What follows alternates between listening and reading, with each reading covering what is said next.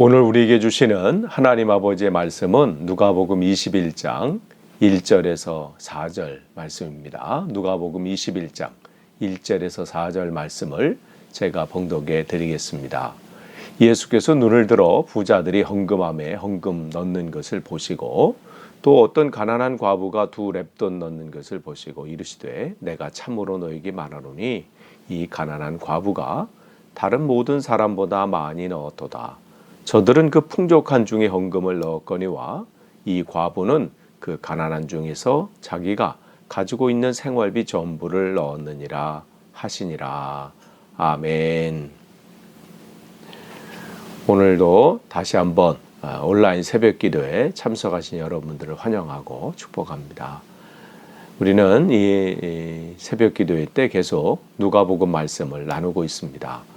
오늘은 누가복음 21장 1절에서 4절 말씀 함께 또 보면서 또 여기서 주시는 하나님의 은혜가 무엇인지 깨닫는, 그래서 전하는 저나 여러분이나 동일한 은혜 시간 되길 간절히 축원합니다.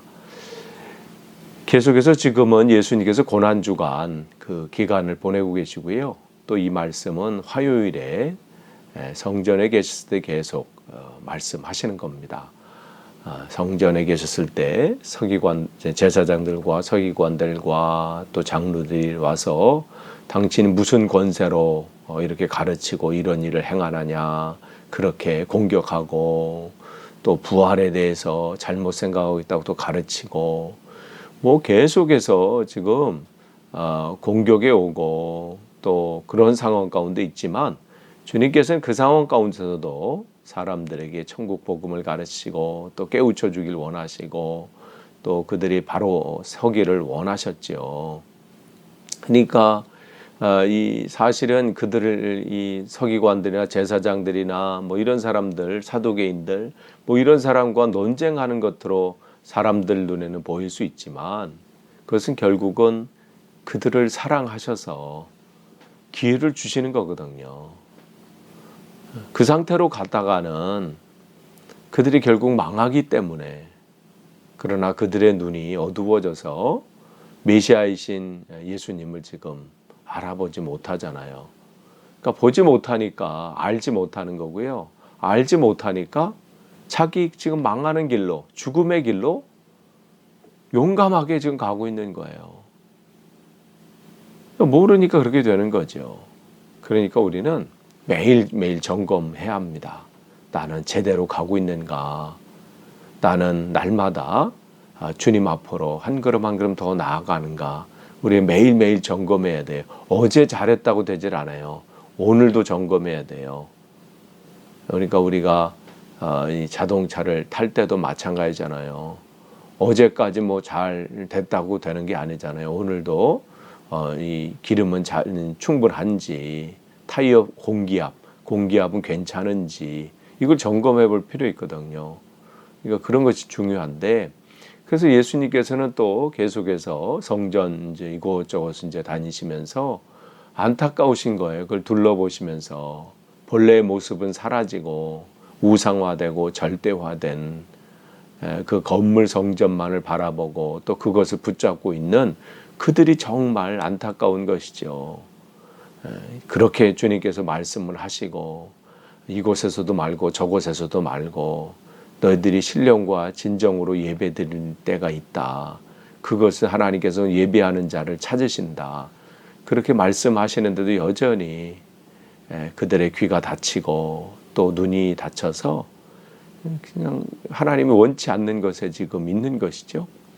그러니까 우상화된 건물이 또 곧 그 성전이 곧 무너질 것도 모르고 그것이 전부인 줄 알고 지금 살아가고 있는 이들이 안타까운 거예요. 답답하신 것이죠. 그런 생각으로 성전을 둘러보시다가 예수님 눈에 두 사람이 들어왔습니다. 이것은 거기서 보면 두 사람이 헌금하는 모습이죠.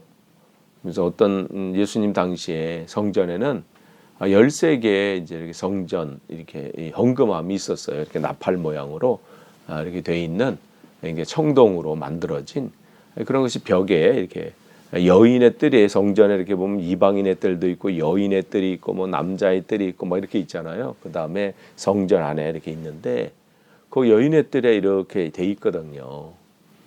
그러니까 거기에 이제 이렇게 13개 이렇게 현금함이 있어요. 그래서 9개는 이 성전세하고 또 각종 이 제사에 필요한 제사를 대신해서 드리는 그런 헌금들이 있었어요. 그리고 나머지 4개는 뭐 성전을 보수하거나 새롭게 장식하거나 또 가난한 자들을 위한 그러한 이 구제 헌금을 할 수 있는 그러한 헌금함들이 있었지요. 그러니까 부자들은 그것을 다 헌금을 쭉 하거든요. 뭐 무슨 번제를 위한 거, 뭐 무슨 뭘 위한 거, 화목제를 위한 거 막 이렇게. 그러니까 동전 낼 때마다 그냥 그 사람 한번 쭉 훑으면 그냥 소리가 그냥 쭉 많이 나는 거니까 사람들이 야, 또 청동으로 냈고 또 이렇게 돈을 내니까 얼마나 이 동전이 이게 떨어질 때마다 사람들이 주목을 이끌만 하죠. 어우, 저분은 참 많이 드린다. 야, 대단하다. 뭐 이렇게 주목을 끌만 해요. 근데 한 사람은 어떻게 해요? 그냥 이 랩돈을 이렇게 딱 넣어요. 그것은 당시에 헌금할 수 있는 최소의 단위였거든요. 랩돈 하나는 그 당시 성전 이 헌금 규정상 한 랩돈 헌금이 금지돼 있어요. 하지 않게 돼 있어요. 최소기 가장 작은 그런 단위이기 때문에 그래서 2랩돈이 가장 최소의 기본적인 헌금의 기준이었습니다. 그러니까 그걸 낸 걸 이제 본 거예요. 그런데 이제 주님께서 그것을 보시면서 3절에 뭐라고 말씀하시냐면 이르시되 내가 참으로 너에게 말하노니 이 가난한 과부가 다른 모든 사람보다 많이 넣었다. 저들은 풍족한 중에 헌금을 넣었거니와 이 과부는 그 가난한 중에서 자기가 가지고 있는 생활비 전부를 넣었느니라 하시니라. 지금 뭘 말씀하시는 건가요? 아까 말씀드린 것처럼 랩돈은 당시 유대 화폐 중에서 가장 작은 단위예요. 그러니까 이 제사장들, 서기관들 또 뭐 이렇게 장로들은 그런 성전을 이렇게 둘러보면서 또 그들은 이 하나님의 성전이 유지되고 또 이것을 통해서 하나님의 놀라운 역사가 나타나는 것은 저 과부의 저 2랩돈이 아니라 자기들이 드리는 이 큰 헌신과 많은 헌금으로 진행되고 또 그렇게 유지된다고 생각을 했겠지요. 그런 마음들이 그들에게 충분히 있었을 겁니다. 그들은 율법을 앞세우면서 하나님께 복 받으려면 헌금을 해야 한다고 강요했을 겁니다. 이 과부도 이 앞에 자유로울 수 없었습니다. 당장 살 길이 막막하고 안 하자니 또 율법을 어기는 죄인이 돼버린 것 같고, 그래서 이 과부는 자기가 가지고 있는 생활비 전부인 2랩돈을 드릴 수밖에 없었습니다. 하나는 또 안 되니까. 그들의 규정으로 만들어 놓은 그 규정상 또 그렇게는 안 되니까. 당시 성전 아까 말씀드린 규정상 한 랩돈은 안 됐다고 그랬어요. 그러니까 한 랩돈이라고 하는 것은 이 가장 최소의 단위, 그러니까 자기가 낼 수 있는 그 최선을 사실은 다 한 거죠. 어쩌면 이 여인은 이것이라도 낼 수 있어서 행복했을까 이런 생각을 해봅니다. 왜냐하면 사람들의 그 시선이 있거든요. 저 사람 왜 헌금을 안 하지? 또 그 당시의 분위기가, 또 가르침이 내지 않으면 죄인 취급을 받고 뭐 이런 것으로 인해서 어쩌면 다른 사람의 시선이나 또 마음의 짐, 이것을 벗어내고 싶은 그런 것은 아니었을까 이런 생각도 해봅니다. 그러니까 주님께서는 지금 이 여인의 헌금 드리는 근데 어쩌면 드리고 싶은 마음은 간절하지만 상황이 그렇지 못하는 그런 상황인 거죠. 사실은 생활비 전부라는 건 사실 이게 얼마 되지 않는 것이지만 이 여인에게는 큰 것이죠.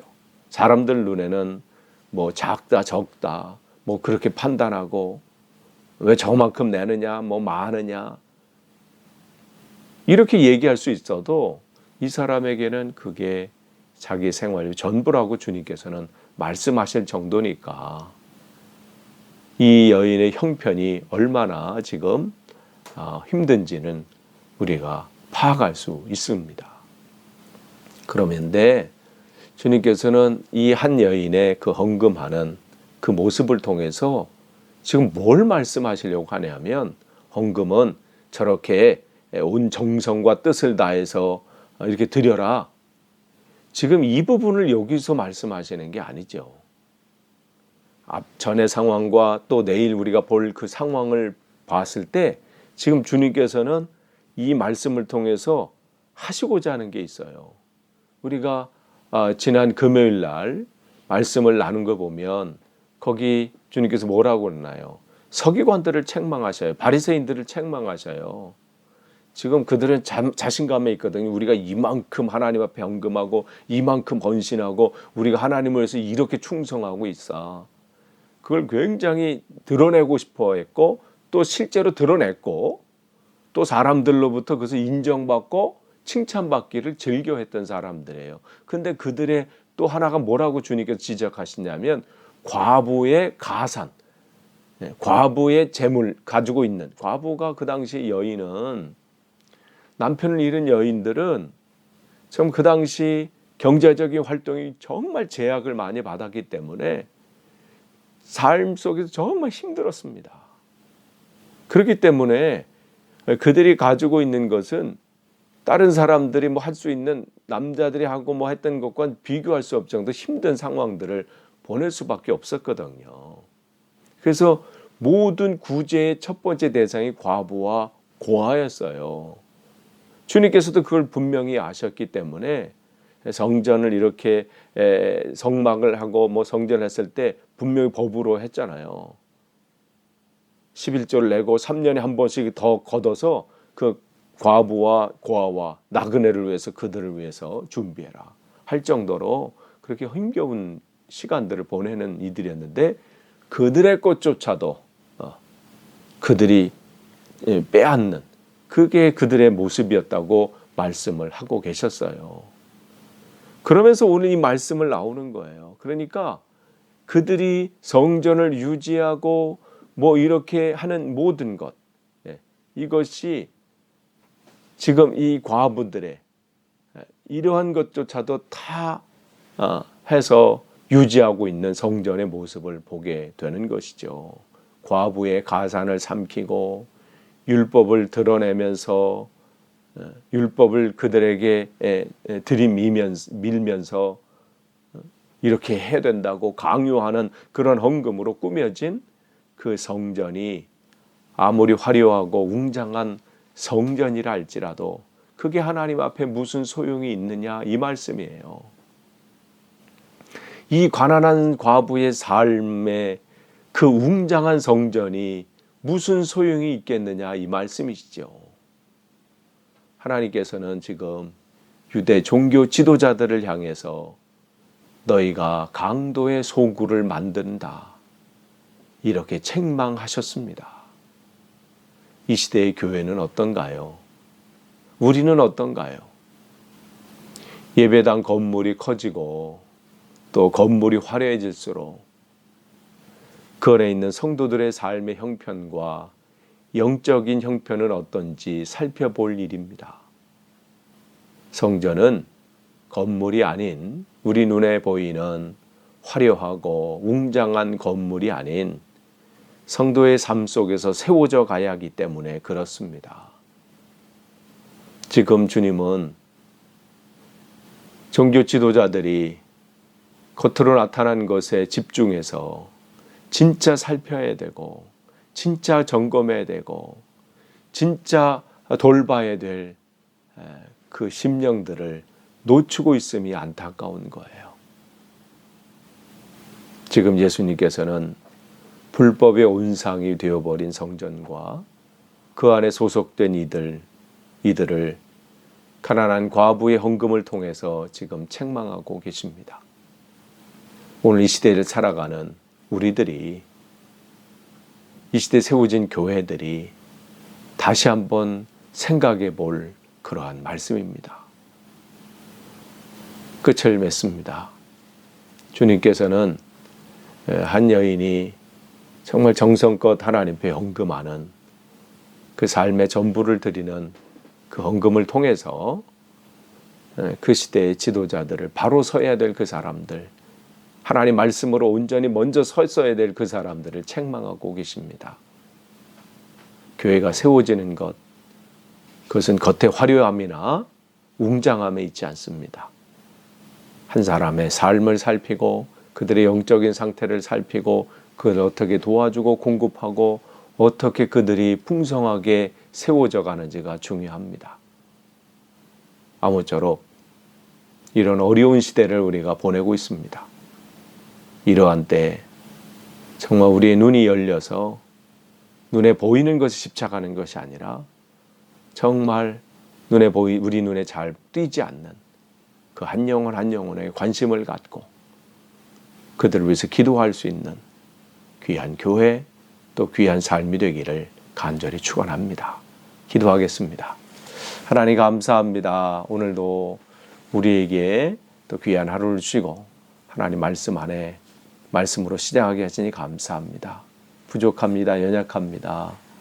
때로는 우리 눈에 보이는 것에 또 우리 매몰돼서 진짜 봐야 될 것, 정작 돌봐야 될 것, 진짜 챙겨야 될 것을 놓치고 있는 것은 아닌지 하나님 우리를 깨우쳐 주셔서 볼 수 있도록 역사하여 주옵소서. 감사드리며 예수님의 이름으로 기도하옵나이다. 아멘.